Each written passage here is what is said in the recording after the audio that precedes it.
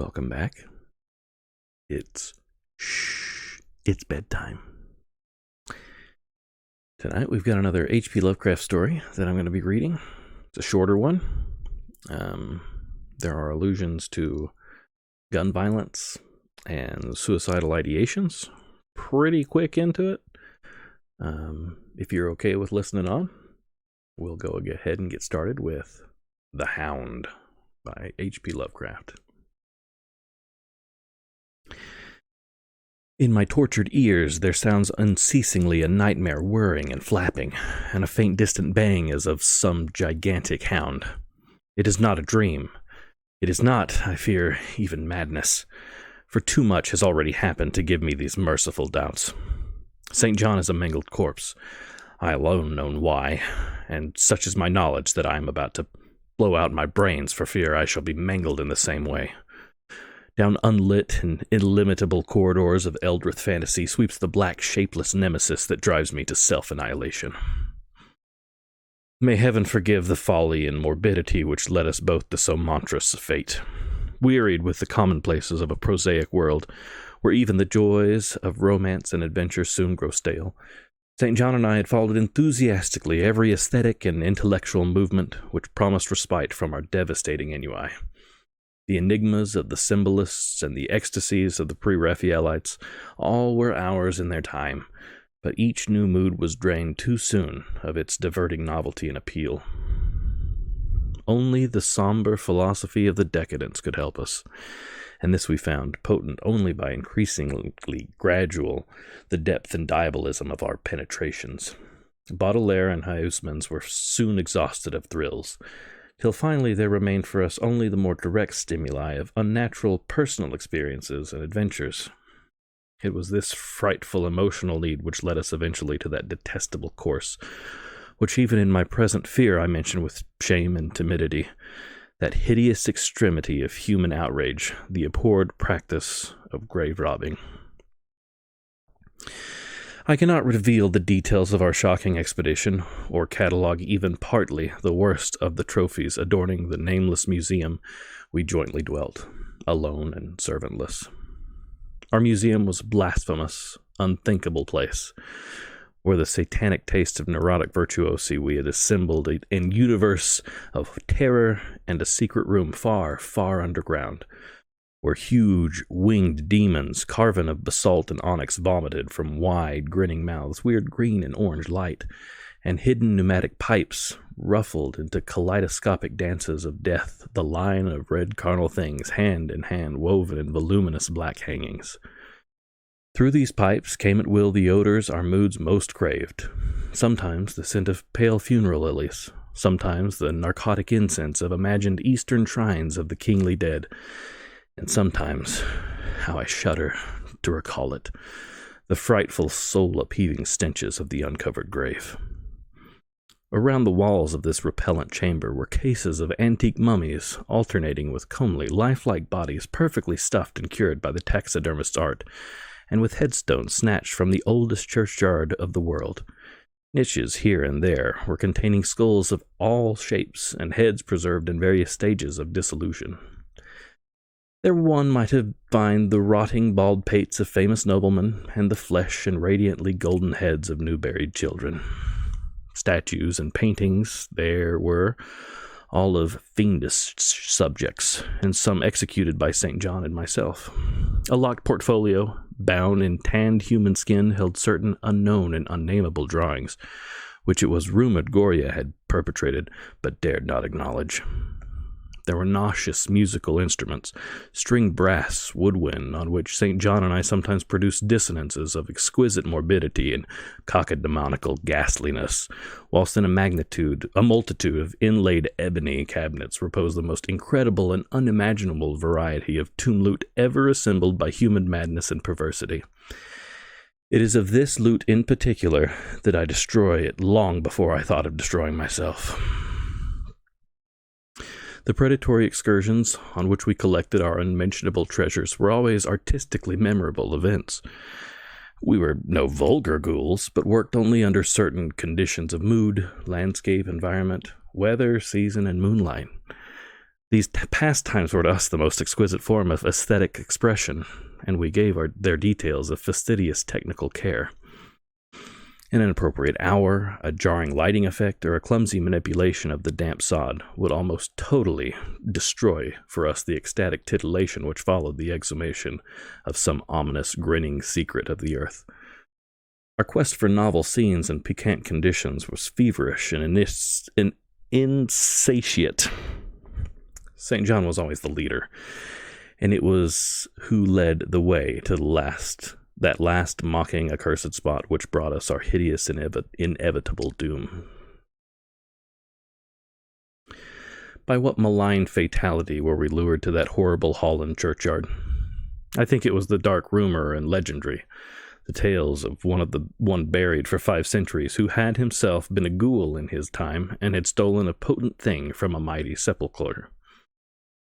I can recall the scene in these final moments, the pale autumnal moon over the graves, casting long, horrible shadows, the grotesque trees drooping sullenly to meet the neglected grass and the crumbling slabs, the vast legions of strangely colossal bats that flew against the moon, the antique ivied church pointing a huge spectral finger at the livid sky, the phosphorescent insects that danced like death fires under the yews in the distant corner, the odors of mold, vegetation, and less explicable things that mingled feebly with the night wind from over far swamps and seas, and worst of all, the faint, deep-toned bang of some gigantic hound, which we could neither see nor definitely place. As we heard this suggestion of baying, we shuddered, remembering the tales of the peasantry, for whom we sought had centuries before been found in this same self-spot, torn and mangled by the claws and teeth of some unspeakable beast. I remember how we delved in the ghoul's grave with our spades, and how we thrilled at the picture of ourselves, the grave, the pale watching moon, the horrible shadows, the grotesque trees, the titanic bats, the antique church, the dancing death fires, the sickening odors, the gently moaning night wind, and the strange, half-heard directionless baying of whose objective existence we could scarcely be sure. Then we struck a substance harder than the damp mold, and beheld a rotting oblong box crusted with mineral deposits from the long, undisturbed ground. It was incredibly tough and thick, but so old that we finally pried it open and feasted our eyes upon what it held. Much, amazingly much, was left of the object, despite the lapse of 500 years. The skeleton, though crushed in places by the jaws of the thing that had killed it, held together with surprising firmness, and we gloated over the clean white skull and its long, firm teeth and its eyeless sockets that once had glowed with a carnal fever like our own. In the coffin lay an amulet of curious and exotic design, which had apparently been worn around the sleeper's neck. It was the oddly conventionalized figure of a crouching winged hound, or a sphinx with a semi-canine face, and was exquisitely carved in antique oriental fashion from a small piece of green jade. The expression of its features was repellent in the extreme, savoring at once of death, bestiality, and malevolence. Around the base was an inscription in characters which neither St. John nor I could identify, and on the bottom, like a maker's seal, was graven a grotesque and formidable skull. Immediately upon beholding this amulet, we knew that we must possess it, that this treasure alone was our logical pelf from the century grave. Even had its outlines been unfamiliar, we would have desired it, but as we looked more closely, we saw that it was not wholly unfamiliar. Alien it indeed was to all art and literature which sane and balanced readers know, but we recognized it as the thing hinted of in the forbidden Necronomicon of the mad Arab Abdul al-Hazred, the ghastly soul symbol of the corpse-eating cult in the inaccessible Ling in Central Asia. All too well did we trace the sinister lineaments described by the old Arab demonologist, lineaments, he wrote, drawn from some obscure supernatural manifestation of the souls of those who vexed and gnawed at the dead. Seizing the green jade object, we gave a last glance at the bleached and cavern-eyed face of the owner and closed up the grave as we had found it. As we hastened from the abhorrent spot, the stolen amulet in St. John's pocket, We thought we saw the bats descend in a body to the earth we had so lately refilled, as if seeking for some cursed and holy nourishment. But the autumn moon shone weak and pale, and we could not be sure. So too, as we sailed the next day away from Holland to our home, we thought we heard the faint distant baying of some gigantic hound in the background. But the autumn wind moaned sad and wan, and we could not be sure. Less than a week after our return to England, strange things began to happen. We lived as recluses, devoid of friends, alone and without servants, in a few rooms of an ancient manor house on a bleak and unfrequented moor, so that our doors were seldom disturbed by the knock of a visitor. Now, however, we were troubled by what seemed to be frequent fumbling in the night, not only around the doors, but around the windows also, upper as well as lower. Once we fancied that a large opaque body darkened the library window when the moon was shining against it, and another time we thought we heard a whirring or flapping sound not far off. On each occasion, investigation revealed nothing, and we began to ascribe the occurrences to imagination, which still prolonged in our ears the faint, far baying we thought we had heard in the Holland churchyard.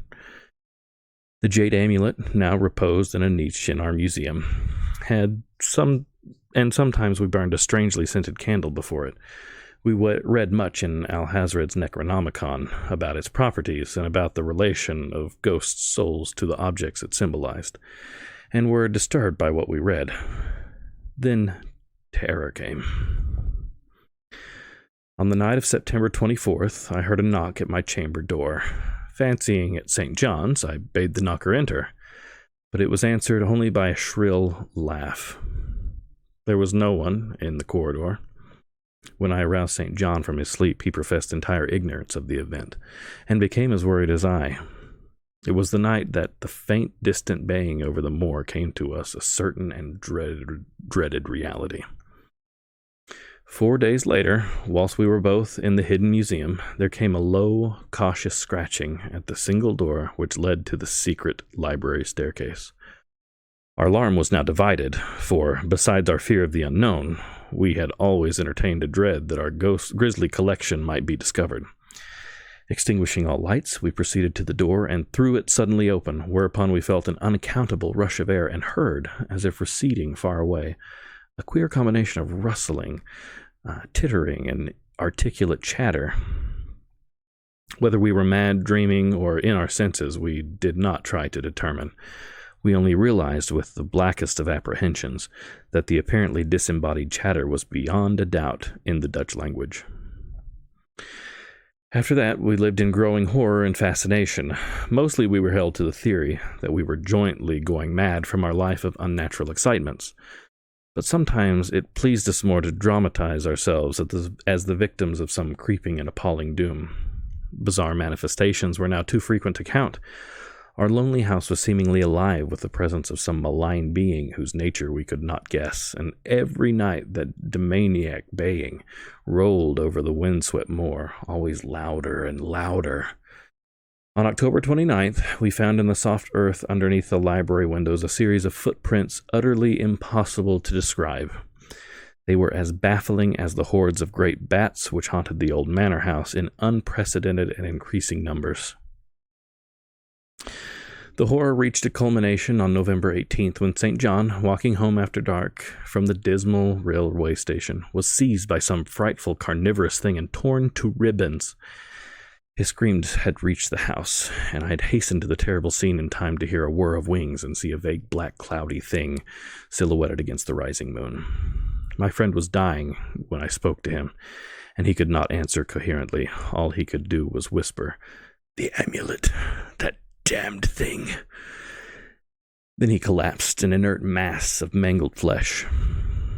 I buried him next midnight in one of our neglected gardens, and mumbled over his body one of the devilish rituals he had loved in life. And as I pronounced the last demonic sentence, I heard afar on the moor the faint baying of some gigantic hound. The moon was up, but I dared not look at it. And when I saw on the dim-lighted moor a wide nebulous shadow creeping from mound to mound, I shut my eyes and threw myself face down upon the ground. When I arose trembling, I know not how much later, I staggered into the house and made shocking obeisances before the enshrined amulet of green jade. Being now afraid to live alone in the ancient house on the moor, I departed the following day for London, taking with me the amulet, after destroying by fire and burial the rest of the impious collection in the museum. But after 3 nights I heard the baying again, and before a week was over, felt strange eyes upon me whenever it was dark.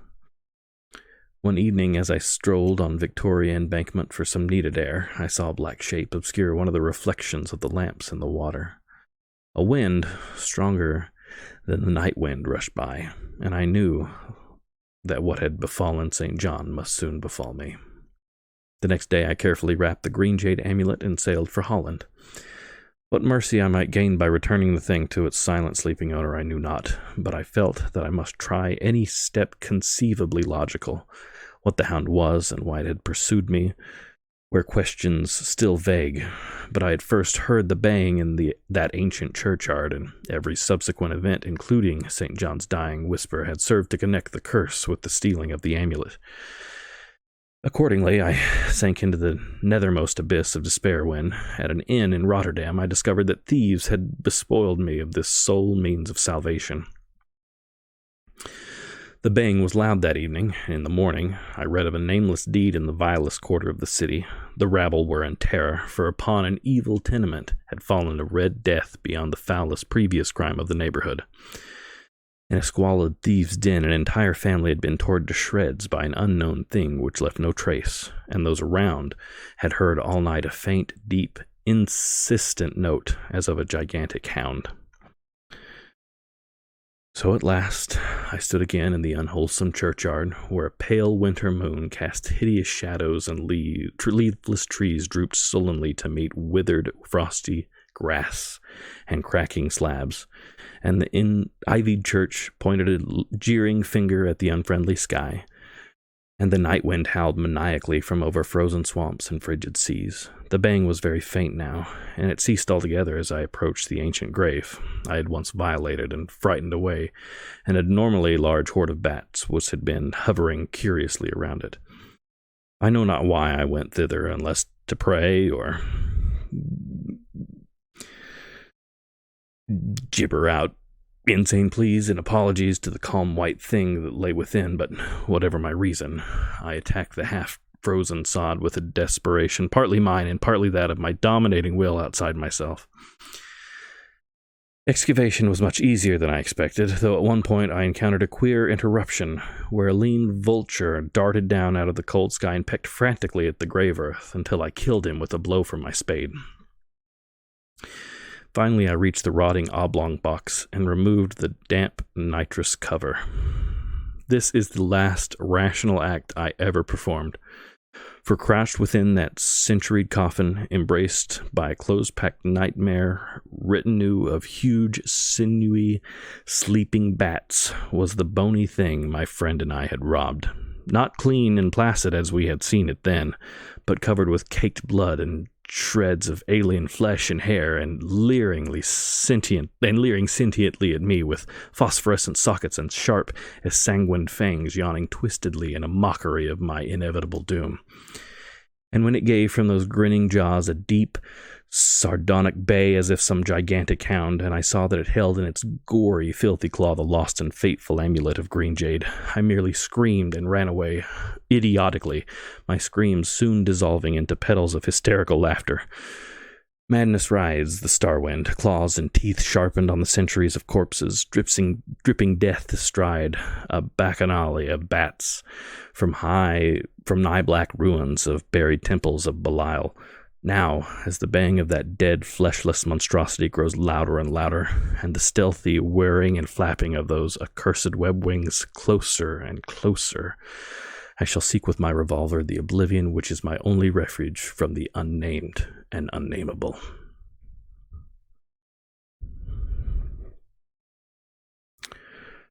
The end.